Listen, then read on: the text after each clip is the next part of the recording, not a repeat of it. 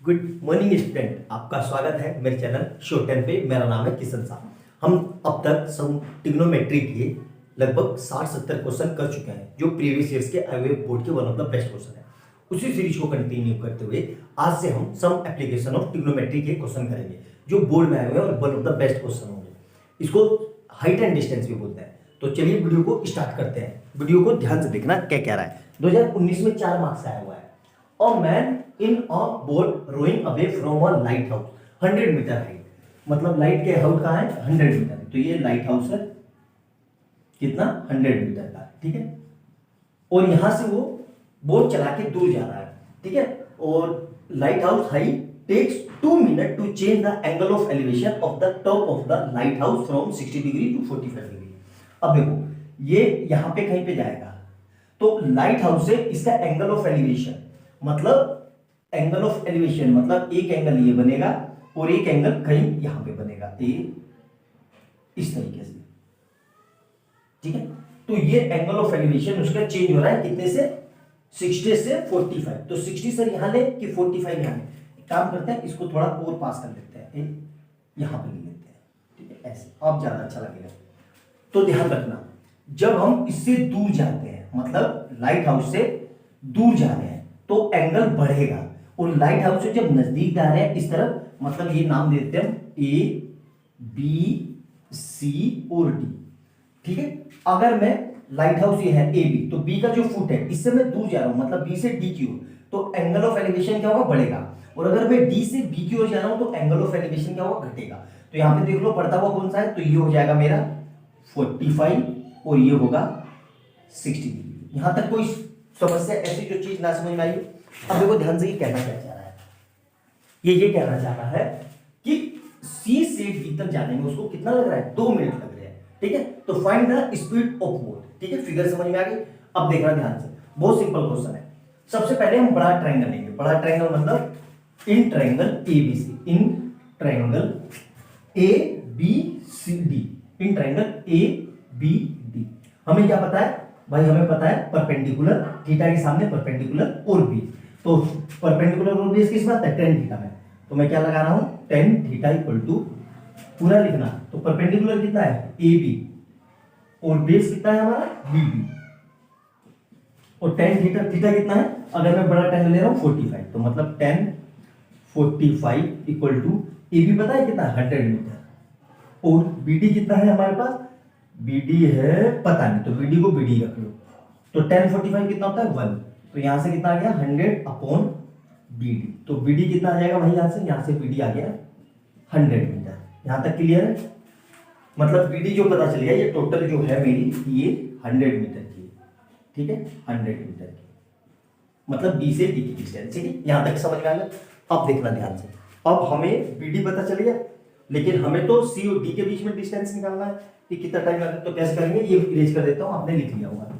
अब फिर से ये चीज लगाएंगे किसमें, इन ट्रायंगल ए बी सी में, इन ट्रायंगल ए बी सी में क्या लगाएंगे, सेम परपेंडिकुलर पता है और बेस पता है, तो tan थीटा, फिर से tan, अब थीटा कितना है 60, तो tan 60 equal to P A B, perpendicular A B upon कितना है बी सी, और tan 60 कितना होता है √3, और ए बी कितना दिया हुआ है 100, और बी सी हमें पता नहीं, तो यहां से कितना आ जाएगा B C equal to 100 upon √3, ठीक है।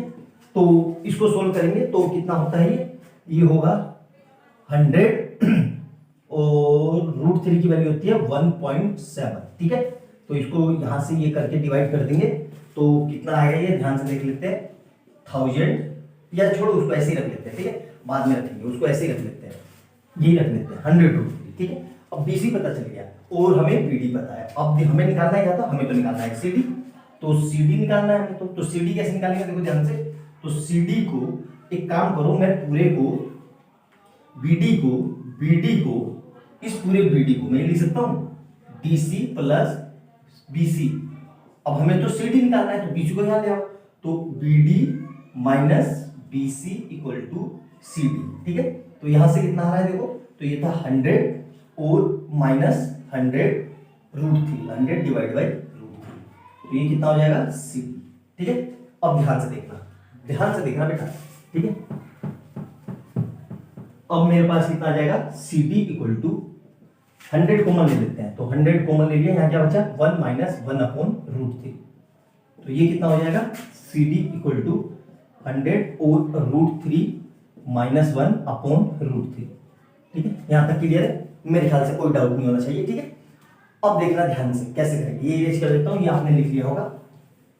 अब देखो सी डी क्या है, डिस्टेंस, ये क्या है मेरे पास डिस्टेंस। ठीक है, और हमें क्या पता है, टाइम, टाइम पता है, ये तो डिस्टेंस हो गई मेरे पास, डिस्टेंस और टाइम पता है, कितना होता है भाई, टाइम दिया हुआ है 2 मिनट।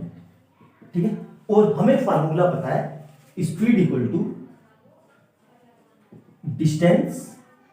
Distance upon time. ठीक है, अब स्पीड तो हमें निकालनी है, तो स्पीड को मैंने क्या मान लिया, स्पीड को मैंने ले लिया x, और डिस्टेंस कितना है, ये कितना है, ये 100√3 माइनस 1/√3, और टाइम कितना है, टाइम है हमारे पास 2। अब इसी को सोल्व कर लेते हैं। ठीक है, तो कैसे सोल्व करेंगे ध्यान से देखना, तो हमारे पास क्या हो जाएगा, ये x इक्वल टू, अब देखो 2 को के नीचे कुछ नहीं है, तो 2 के नीचे 1 आ जाएगा, ये 2 इसके साथ, तो क्या हो जाएगा ये 100√3 माइनस 1/√3 इंटू 2, तो देखो ये इससे कट गया, कितना आ गया 50, तो x कितना आ जाएगा मेरे पास √3, और √3 की वैल्यू रख लो, √3 कितना होता है 1.73 माइनस 1/√3, तो ये कितना आ जाएगा x इक्वल टू 50 इंटू 0.73, और नीचे √3 की वैल्यू कितनी होती है 1.73, तो अगर देखा जाए तो लगभग ये 50, ये इरेज कर देता हूं। ठीक है, क्योंकि ये तो आपने कर लिया होगा। ठीक है,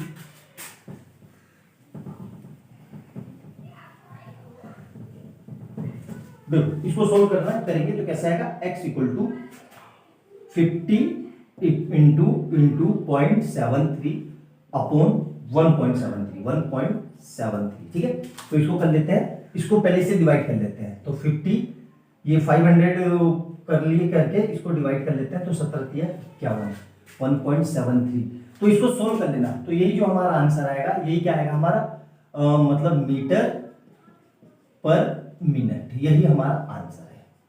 आया समझ में, अच्छे से क्लियर है। देखो कितना बढ़िया क्वेश्चन है, बोर्ड में 2019 में 4 मार्क्स आया हुआ है। अच्छे से देखना, एक एक स्टेप समझना, ना समझ में आए तो वीडियो को दोबारा से देखना, ऐसा हो नहीं सकता कि आपको समझ में ना आए। बहुत सिंपल क्वेश्चन है। मिलते हैं अगली वीडियो में बहुत अच्छे क्वेश्चन के साथ, तब तक बाय बाय दोस्तों।